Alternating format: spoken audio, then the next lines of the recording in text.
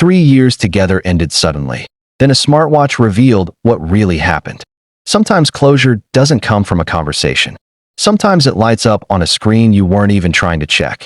And suddenly, every confusing moment makes sense. This is one of those stories. I'm a 26-year-old guy, and until recently, I was in a 3-year relationship with my girlfriend, who's 24. It wasn't perfect, but it was real, loving, stable, and built on commitment. We were partners in every sense. Over the past few months, my life took a hard turn. One of my parents has been in the hospital, and it's been one of the most emotionally draining periods I've ever experienced. She knew how heavy this was for me, and on the surface, she seemed supportive. Around the holidays and New Year's, she went on a family trip. Right before she left, everything between us felt solid. She was affectionate, reassuring, and emotionally present. I had absolutely no reason to suspect anything was wrong. But when she came back, the shift was immediate. Her replies became short. The warmth faded.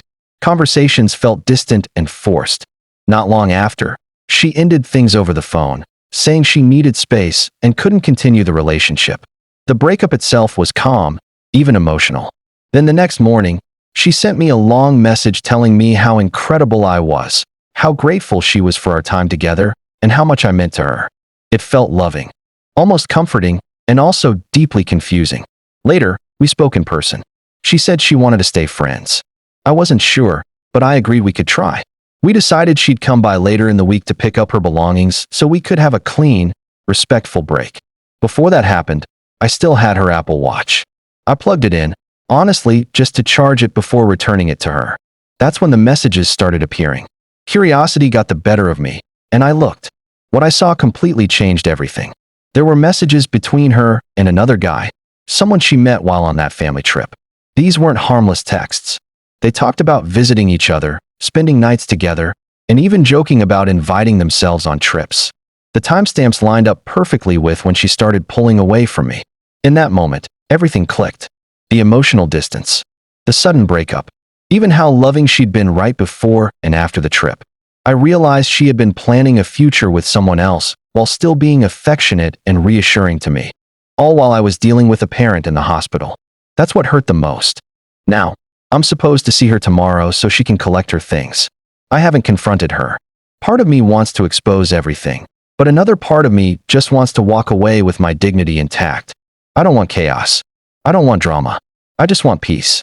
I wrote all of this because I needed to get it out and hopefully sleep on it before deciding what to do next. Update.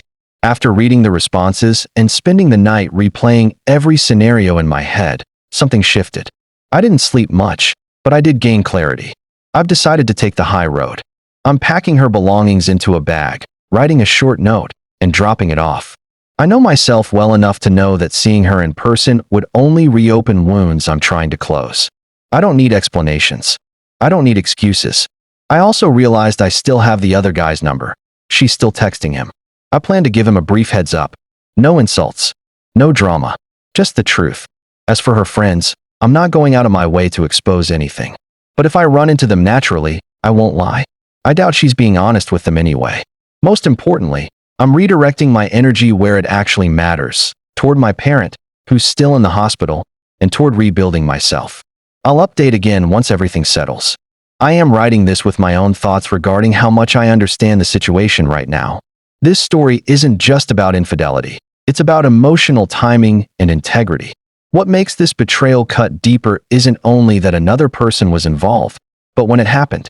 Choosing secrecy during your partner's most vulnerable moment speaks volumes about emotional maturity and accountability.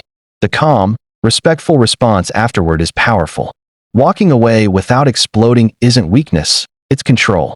Closure doesn't always come from confrontation. Sometimes it comes from choosing yourself and refusing to participate in something that no longer aligns with your values.